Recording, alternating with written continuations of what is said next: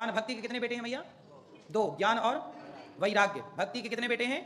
ज्ञान। भक्ति महारानी एक दिन परेशान थी, नारद जी से कहा कि महाराज मैं बहुत दुखी हूँ। हम भक्ति ख्याता इमौ में तनयौ मतौ ज्ञान वैराग्य सिद्ध्यर्थम भिक्षाम देहि च पार्वती।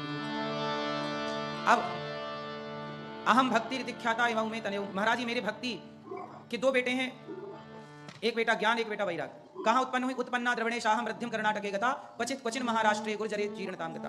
महाराज मैं उत्पन्न हुई द्रवण देश में, वृद्धिम कर्नाटके, क्वचित क्वचिन महाराष्ट्रे गुर्जरे जीर्णताम गता। भक्ति महारानी कहाँ पैदा होती हैं? द्रवणेशाहम, हृदय में।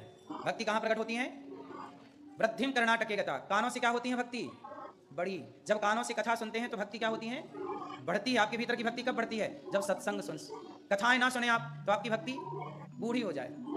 भक्ति महारानी ने कहा महाराज मैं वृंदावन जब से आई मेरा दुख दूर हो गया, लेकिन क्या बताऊं महाराज ये मेरे बेटे दो हैं ज्ञान और वैरागी, बड़े परेशान हैं, इनका दुख दूर कीजिए। तब नारद जी ने वेद वेदांत घोषिष्ठा गीता पाठिर मुहुर्मुहु, वेद वेदांत सुनाया, गीता पाठ सुनाई, पर भक्ति महारानी का दुख दूर नहीं हुआ। भक्ति महारानी का दुख दूर नहीं हुआ। तब नारद जी ने कहा कि अब क्या करूं? तब सूर्य भगवान ने कहा कि भक्ति महारानी को भागवत सुनवाओ। जब भक्ति महारानी को सनकादियों ने कहा, नारद जी से सनकादियों ने कहा कि भागवत सुनवाओ, जब भागवत सुनवाई गई तब भक्ति सुतौ तौ तरुणं गृहीत्वा प्रेमैकरूपा सहसा विरासे श्री कृष्ण गोविंद हरे मुरारी नाचेति नामानि मुहुर्वदन्ति। भक्ति महारानी भागवत सुन के ताता थैया करके नाचने लगी। भक्ति का सारा दुख दूर हो गया। कैसे दुख दूर हो गया? भागवत सुन के। कैसे दुख दूर हो गया?